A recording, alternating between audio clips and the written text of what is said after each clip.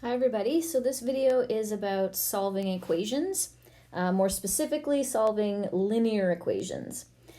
So in order to solve a linear equation, we do inverse operations to isolate the variable in question. Most of the time that will be x, but it could be any variable. So this video is going to look through a series of examples, sort of a few different cases, what to do, how to do it, and provide you a bit of I don't know, a roadmap, as it were. So looking at this first question, we have 4x minus 5 equals 25.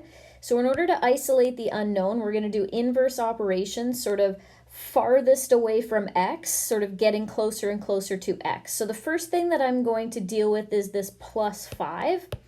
So in order to get rid of the minus 5, in order to get rid of a minus 5, we're going to add 5. Because of this equal sign, what we do on one side of the equals, we must do on the other to maintain balance. So by adding 5 on this side, that essentially just cancels out that part of the equation, leaving us with just 4x equals, and then when we do 25 plus 5 on the other side, we get 30.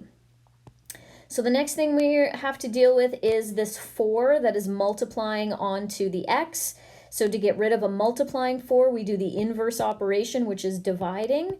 What we do on one side of the equal sign, we must do exactly the same thing on the other side.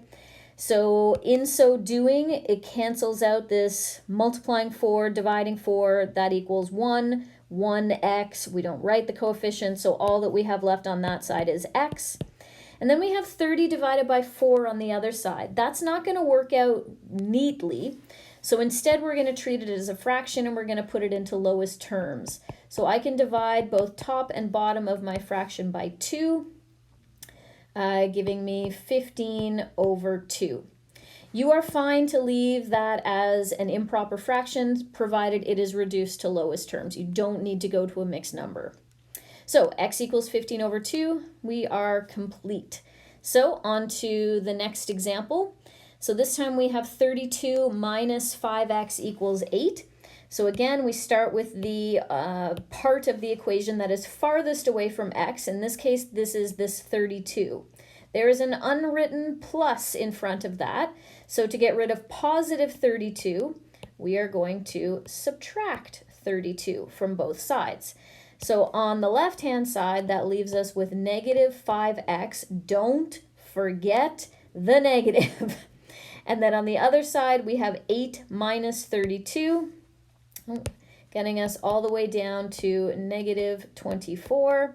And then we're going to divide away this negative 5 that is multiplying. What we do on one side of the equal sign, we do exactly the same thing on the other. So that leaves us with x equals, and again, we can't divide 24 by 5 nice and neat and tidy. So we're going to reduce that if we can. There are no common factors of 24 and 5 other than 1, so we're just going to leave that as 24 over 5. Where did the negatives go, you might be asking? Well, a negative divided by a negative gives us a positive. So overall, that fraction is now positive. We don't need to write that, though. Oh, took out too much of that. So final answer, 24 over 5. Okay, on to the next example. So this one we have x over 4 plus 5 equals negative 8. So again, starting with the operation that is farthest away from our variable, which is this 5.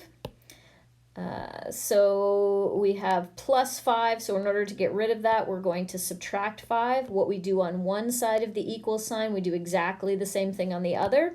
So that just cancels it out on that side because plus 5 minus 5 equals 0. So we don't write plus 0. So all that we have left is x over 4 equals negative 8 minus another 5. We're down at negative 13. Okay, and then next thing we're going to deal with is the divided by 4. So we are going to multiply both sides by 4. And all that does is cancels that divided by 4, because we've done the opposite operation. Divided by 4 times 4 cancels each other out. So we're left with x on this side. Negative 13 by 4, we've got negative 52. Final answer, x equals negative 52. Now, I didn't mention this, but the interesting thing about this is that you can check all of these answers. So if I were to take this negative 52 and plug it into this equation where I see x, and then do order of operations, this should actually work out to give me negative 8. So that's sort of an interesting little tip there. You can check your answers by plugging the value of x back into your original equation. Okay, let's look at the next example. So we've got 2x minus 3, all of that is divided by 3, equals negative 2. So in this one, the first thing we're going to deal with is this divided by 3. So we're going to put everything in brackets here and multiply by 3. Same thing, we're going to multiply by 3 on the other side. What that does over here is it cancels out that denominator, leaving us just with 2x minus 3 equals negative 6. Next thing we're going to deal with is this subtracting 3. Get rid of it by adding 3. So negative 6, 2x remains there. Negative 6 plus 3 gives us negative 3. And then the last thing we're going to deal with is this multiplying 2. The opposite operation of multiplying by 2 is divide by 2. What we do on one side of the equal sign, we must do exactly the same thing on the other side. So that cancels out that bit, leaving us just with x on that side. And then again, we can't divide cleanly negative 3 by 2, so we will just leave it as negative 3 over 2, as it is already in lowest terms. Okay, one more example. So there are two ways that you might look at this and want to approach it. And I'll do both, even though I think probably one is a little bit easier, but again, pick your path here. So the first way that I'm going to do it is, let me erase that. We're going to just look at this 3 as multiplying onto everything else that is here. So we'll take our first step would be to divide both sides by negative 3, getting rid of that multiplying 3 because it multiplies onto absolutely everything. So left over is 2x minus 1. Negative 21 divided by 3 gives us negative 7. Next step, deal with the minus 1 by adding 1 to both sides, leaving us with 2x on the left equals negative 7 plus 1, negative 6. Last step, divide both sides by 2, leaving us with x on the left, negative 6 divided by 2, negative 3. So some of you might recognize that as a method that you would likely choose. Some of you might want to go a different way, which is not wrong, it just is probably more steps. Some of you might see this and go, I want to do distributive law here. So I want to expand out these brackets first, giving me 6x minus 3 equals negative 2. And then go about the rest of the solving, add 3 to both sides,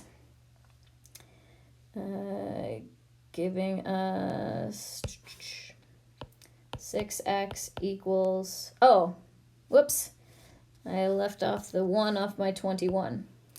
So negative 21 plus 3 leaves us at negative 18. And then divide both sides by 6, leaving us with x equals negative 3.